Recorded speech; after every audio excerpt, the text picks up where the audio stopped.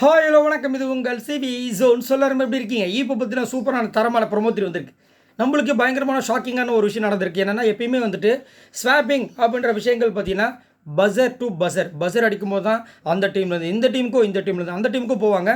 இப்போ கொஞ்ச நேரத்துக்கு முன்னாடி தான் பார்த்தீங்கன்னா ஸ்வாப்பிங்கிற ஒரு விஷயம் நடந்துச்சு. அதில் பார்த்தீங்கன்னா மேனேஜர்ஸ் டீமில் எல்லாரும் சேர்ந்து சௌந்தர்யாவதிக்கு அனுப்பிச்சி விட்டாங்க.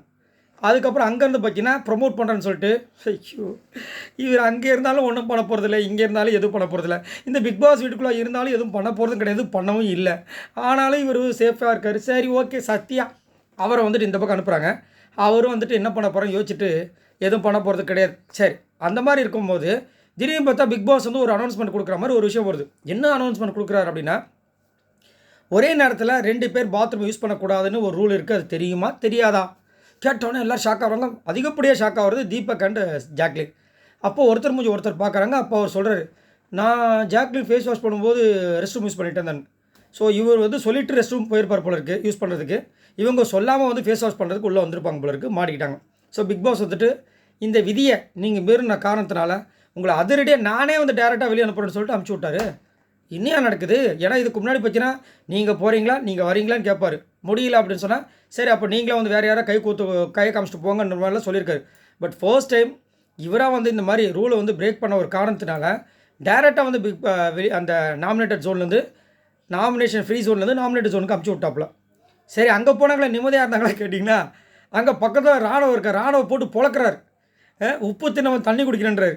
நான் இப்போ என்ன தப்பு பண்ணேன்? ஆமாம் நீ ஃபேஸ் வாஷ் பண்ணல, அதனால தான் இங்கே வந்தேன் அப்படின்னா.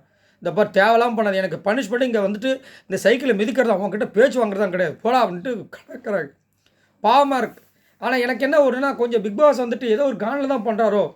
ஏன்னா இதுக்கு முன்னாடி நம்ம அன்ஷிதா வந்துட்டு நேற்று முத்துக்குமரன் பண்ண விஷயத்த பண்ணியிருக்காங்க 2-3 டைம், அதை அவங்களே சொல்கிறாங்க. ஆனால் பிக் பாஸ் அதை வந்து இன்னான்னு கூட கேட்கல. அடுத்தது முத்துக்குமரன் பண்ணோன்னே என்ன பண்ணுறாரு, அது ஒரு கலவரமாக வெடிக்கணும்னு சொல்லிட்டே வந்து எல்லோரும் நல்லா பேசிருக்கும் போது பிக் பாஸ் வந்து அனௌன்ஸ் பண்ணுறாரு, இந்த மாதிரி விதிகள் மீறப்பட்டிருக்கு அப்படின்னு சொன்னோடனே அதை ஒரு சான்ஸ் யூஸ் பண்ணி ஒரு கலர் வெடிச்சுது. இப்போ பார்த்தீங்கன்னா இதே மாதிரி ஒரே டைமில் வந்து 2 பேர் போயிட்டாங்கன்னு சொல்லிட்டு, இதுக்கு முன்னாடி ஜெஃப்ரி அதே மாதிரி தான் சொல்லாமல் கொள்ளாமல் வந்து உள்ளே போயிருப்பார். அதுக்கும் வந்துட்டு பார்த்துக்குங்கன்னு சொல்லிட்டு இப்படி விட்டுருவாங்க. அப்புறமா அது ஒன்றுமே இல்லாமல் போயிடுச்சு. ஆனால் இப்போ வந்து ஜாக்லின் உள்ளே போனதை வந்துட்டு ஏன் இவ்வளோ தூரம் பெருசு பண்ணுறார்? மேபி பிக் பாஸ் வந்துட்டு ஆல்ரெடி அந்த டெவில் டாஸ்க்லேயே கோவத்தில் இருந்தார். அதே மாதிரி அதுக்கப்புறமா 2-3 டைம் வந்து பிக் பாஸ் மீட் பண்ணும்போதும் அந்த பேசும்போதும் பார்த்தீங்கன்னா அவர்கிட்ட வந்து சரியான ரெஸ்பான்ஸ் வந்த மாதிரி இல்லை. ஸோ அதனாலே வேணும்ட்டு பழிவாங்கிறதுக்காக இந்த மாதிரி பண்ணிட்டாரா அப்படின்னு தெரியல. பாவம் ஜாக்லின் இப்போ வந்துட்டு நாமினேட்டட் ஜோனுக்கு வந்து பாவம் கஷ்டப்பட்டு இருக்காங்க. மேக்கப்போடு வந்துட்டு சைக்கிளை மிதிச்சிட்டு இருக்காங்க. கொடுமை. ஏன்னா அவங்க நினச்சி பார்த்துருக்க மாட்டாங்க இந்த மாதிரி போவாங்க அப்படின்ட்டு. ஏன்னா அவங்க வந்து இதை முடிய போகுது டாஸ்க்கும், இதுக்கப்புறம் நம்ம எங்கே போகிறோன்னு. இப்போது நாமினேட்டட் ஜோனுக்கு போயாச்சு. எனக்கு தெரிஞ்சு இதில் யாரெல்லாம் இருக்காங்களோ தொழிலாளர் டீமில் அவங்க எல்லாம் அப்படியே நாமினேஷன்ஸ்குள்ளே வருவாங்க அப்படின்ற மாதிரி தோணுது டேரெக்டாக. ஆனால் அப்படி சொல்லலை. பிக் பாஸ் என்ன சொல்லியிருந்தாருன்னா, ஒருத்தர் அங்கே வந்து டேரெக்ட் நாமினேஷனில் வருவாங்க அப்படி தான் சொல்லியிருந்தாங்க. பட் என்ன நடக்குன்னு தெரியாது. ஏன்னா திடீர்னு பிக் பாஸ் வந்து ரூலை மாற்றி போட்டுட்ருக்காரு. ஆனால் இங்கே நாமினேஷன் ஃப்ரீ பாஸில் யாருக்கும் ஒருத்தர் கிடைக்க போகுது.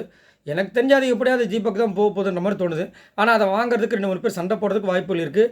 குறிப்பாக பார்த்தீங்கன்னா தர்ஷிகா சண்டை போடுவாங்க. சண்டை போட்டு என்ன பிரயோஜனம்? இந்த மாதிரி தான் வெளியே போகிறாங்களே. சரி நீங்கள் உங்களோட கருத்தை சொல்லுங்கள். உங்களுக்கு இன்றைக்கி டாஸ்க் எப்படி போயிட்டுருக்கு? என்னை கேட்டிங்கன்னா ஒரு சில விஷயங்கள் நல்லா தான் இருக்குது. முத்துக்குமர் எடுத்து வைக்கிறதா கொஞ்சம் வளவளன்னு பேசிட்டு போகிறாரு. அப்படி எடுத்துகிட்டு போகிறாரு. ஜவ்வு மிட்டாய்ன்ற மாதிரி இருக்குது. அதை கொஞ்சம் கம்மி பண்ணிட்டா இன்னும் நல்லாயிருக்கும், சுவாரஸ்யமாக இருக்கும்.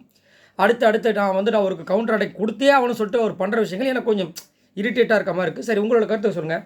பாய் நண்பர்களே.